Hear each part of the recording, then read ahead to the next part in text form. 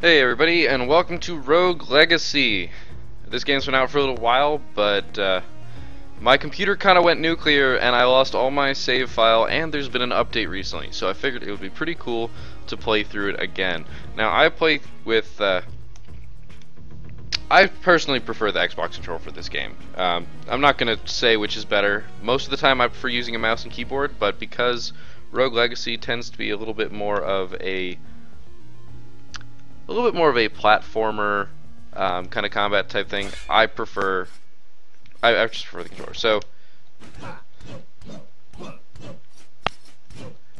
stop it. Oof. Stop hitting me.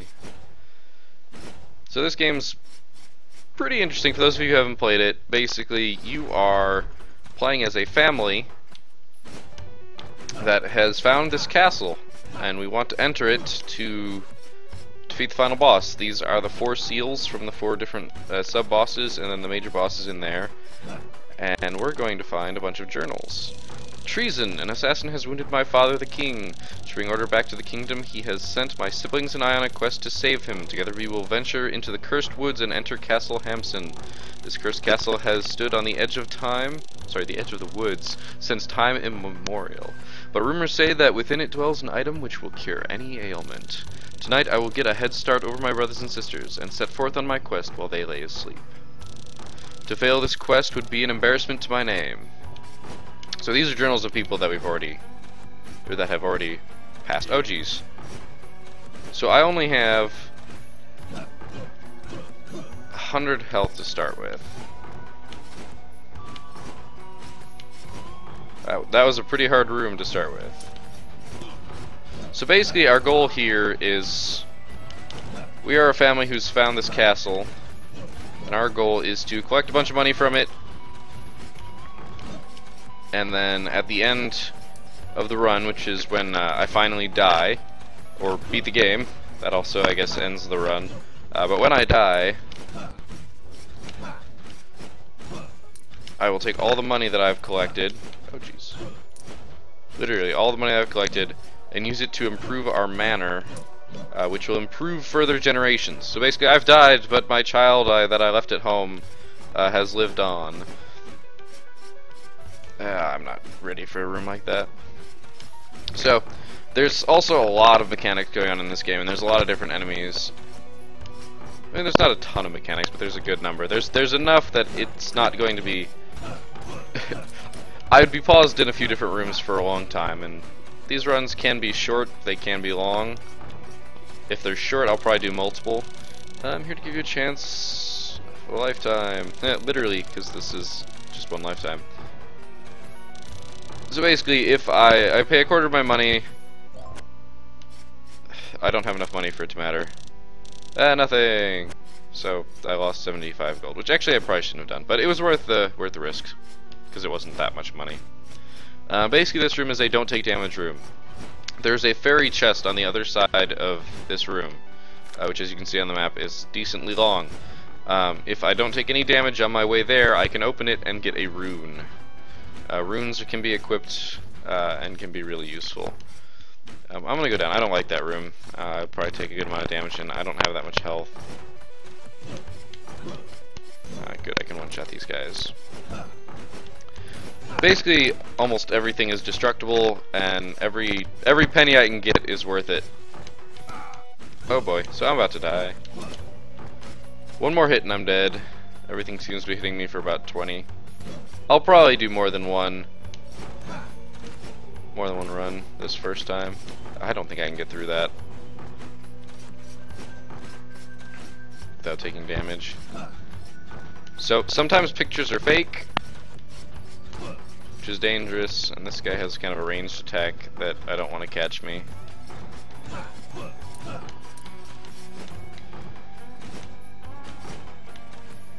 I don't know if that picture's fake. If that picture's fake, it's gonna be bad. It's not. Okay. I can make it through this. This one's all about timing.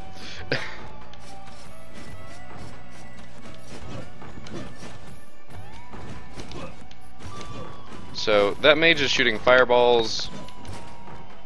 Like, Oh gosh. So I need to avoid the shot from that and the bone that he throws. Good, good, good. So I'm actually doing pretty good. 300 money isn't good for the end of the game, but it's really good for... Oh gosh, it's one of these. Okay. The eyes shoot tears. It's kind of like Piney Isaac. That can go through walls, which makes them pretty dangerous. If there's a lot in the room, they'll all fire at you at once. Like literally all fire at you at once, and because they can go through walls, they'll all kind of just be shooting straight at you. They don't lead you or anything like that. They're not that smart. But it means that you can, if there's a lot in a room to start with, they can just overwhelm you. Sweet. So this is a teleport. Basically, if I go here, I can teleport to any other teleport I found, and the only other one I found is right at the beginning, so I'm not going to do that. But teleports are between sections, so if I go out this door, I'm probably going to be in the forest. Yeah. Now, the forest is probably too high level for me right now. And the Maya, okay, that's like level 3. So yeah, I don't want to do that. Not yet. I will find nothing that I want over there. Oh great, yeah, I have to go back through this. I can do it, I just don't want to. But as you see, I found a... Oh, that's right. I always forget that I have spells, unless I'm playing a class that does a little bit more spell casting. But I have knives that I can throw, which might help me clear out the room up here that I didn't want to go into right away.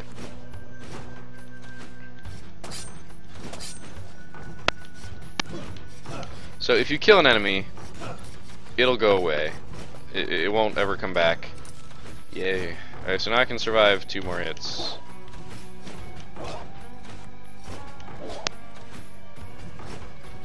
Oh jeez.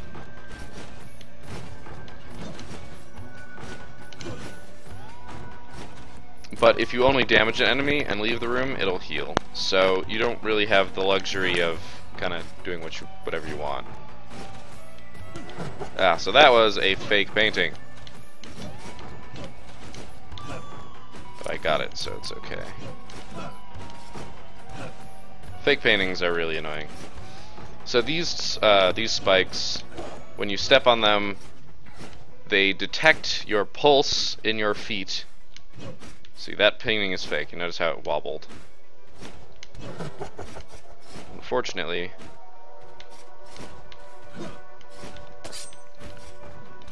okay, luckily I can 2-shot it. It's called a doomvis. Instead of a canvas, it's a doomvis.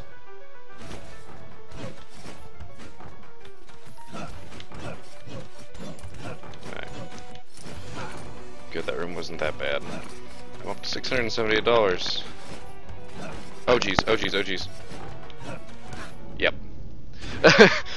I noticed the second that I started collecting stuff that there were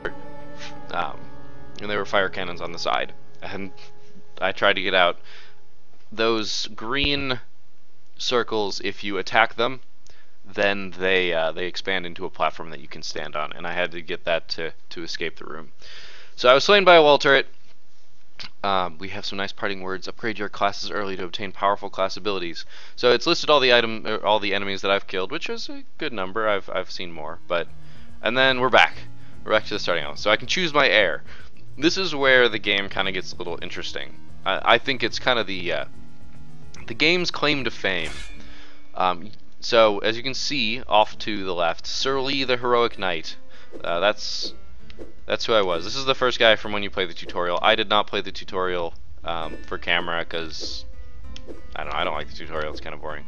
So I have 3 options. I've got Lady Faye, who's a mage.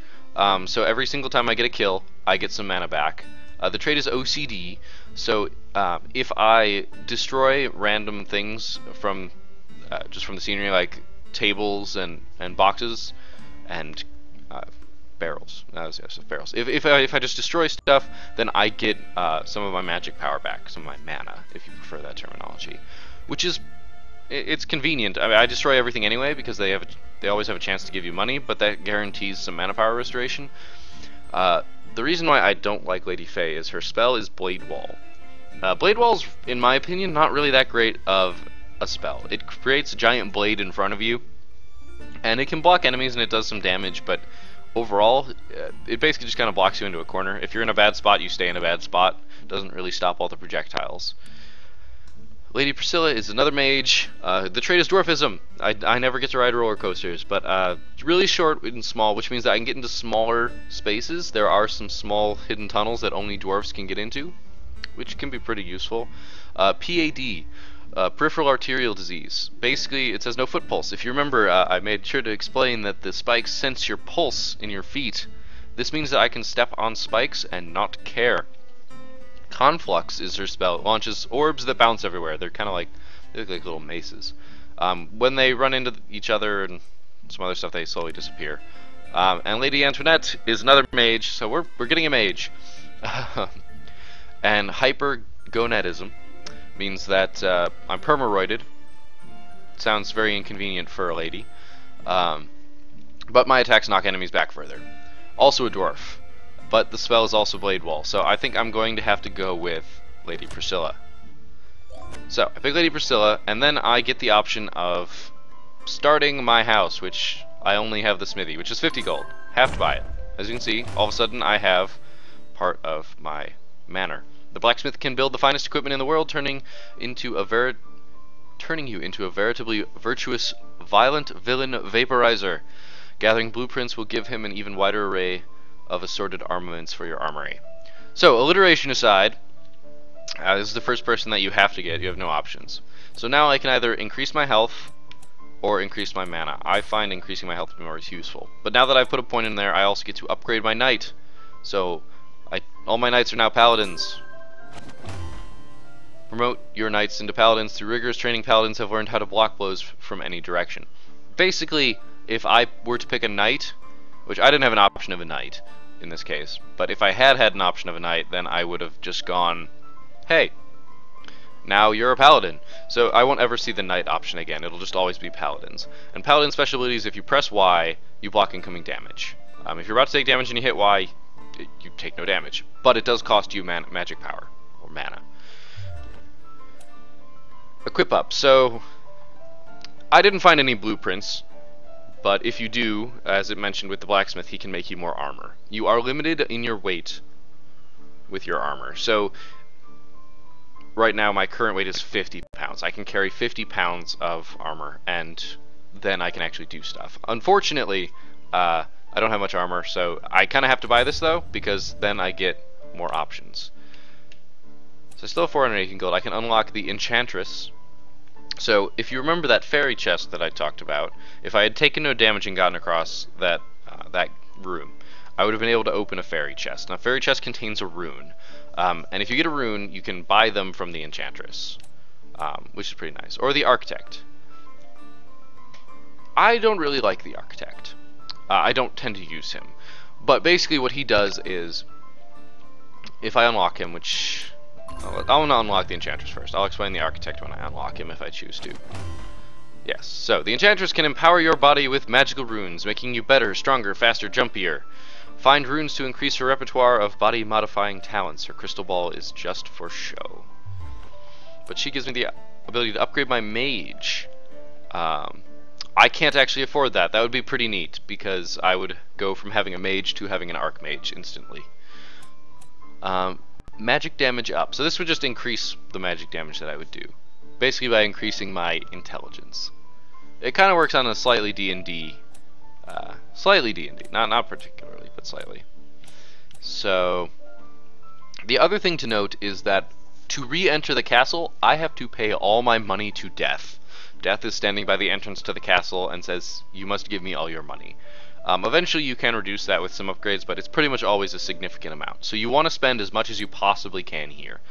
I'm just gonna, it's 140 to upgrade that, 100 to upgrade that, 150 to upgrade that. It's worth noting that some of these, as you increase, actually change. Like, so if I were to buy mana up, it might increase how much the health costs. So I'm actually gonna get more health. So yeah, as you see, mana was 100 and now it's 110.